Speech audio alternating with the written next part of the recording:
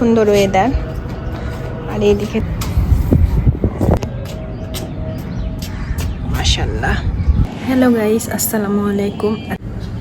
তো আজকে দুপুরে লাঞ্চের মেনুতে থাকছে মুরগির মাংস আর ওইদিকে খিচুড়ি রান্না করে ফেলেছি আজকেও। ভুনা খিচুড়ি আর মুরগির মাংস এই দিয়ে আজকে লাঞ্চ। আর এইদিকে করেছি চিংড়ি মাছ ভর্তা আর ডিম দিয়ে আলু দিয়ে রান্না। এই দিয়ে আজকে দুপুরে লাঞ্চ করে ফেলবো আর কি। তেমন খুব একটা বেশি কিছু করিনি আর রান্নাটা শেয়ার করতে পারিনি। খুব সহজে রান্না করে ফেলেছি কারণ আরিশ অনেক বিরক্ত করছিল। আজকের রান্নাটা শেয়ার করতে পারলাম না, এই জন্য দুঃখিত। দুপুরে লাঞ্চ করে নিই, তারপরে একটু ছাদে যাওয়া লাগবে কারণ অনেক কাপড় চোপড়ও কাচাকাচি করেছি, সেগুলো নিয়ে আসতে যাব। তো দ্রুত চিংড়ি শুটকি দিয়ে খিচুড়ি খেতে অনেক টেস্ট লাগে, আমার তো অনেক ভালো লাগে। আপনাদের কার কার ভালো লাগে অবশ্যই জানাবেন। চিংড়ি মাছটা আমার অনেক ফেভারিট। আমি যদিও আমার অনেক অ্যালার্জি শরীরে, তারপরেও আমি খাই কারণ আমি এটা মানে অ্যাভয়েড করতে পারি না। আমার অনেক অনেক পছন্দের একটা মাছ চিংড়ি মাছ। তো চিংড়ি শুটকি আর খিচুড়ি এত টেস্ট হয়েছিল যে ধারণার বাইরে।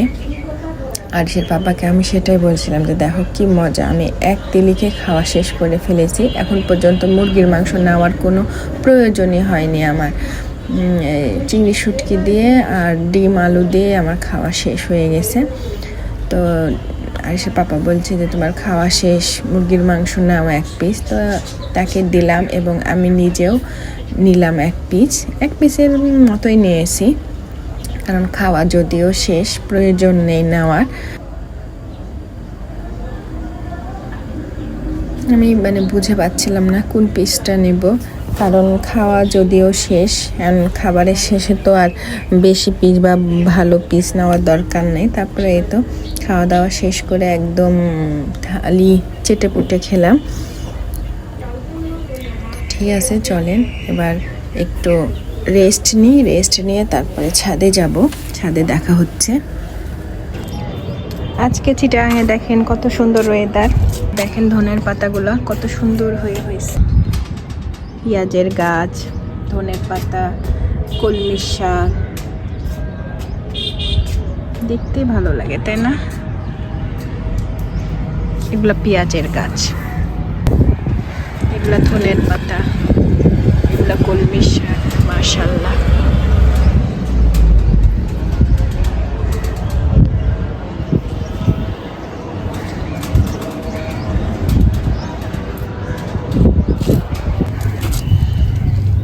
এইদিকে আরো পেঁয়াজের গাছ, পুঁই শাকের গাছ, এখানে পেঁয়াজ রসুনের গাছ। যেগুলা রসুনের এগুলা পেঁয়াজের। এটাও রসুনের গাছ, এটাও রসুনের গাছ, এটা পেঁয়াজের গাছ। এইদিকে দেখেন আলুর গাছ, ছিম গাছ। মাশাআল্লাহ, ছিম গাছ। যেখানে রসুনের গাছ, রসুন লাগিয়েছে। এইদিকে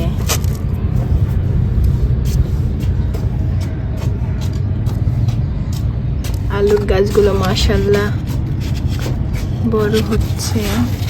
কেন জানি এটা হয়ে যাচ্ছে।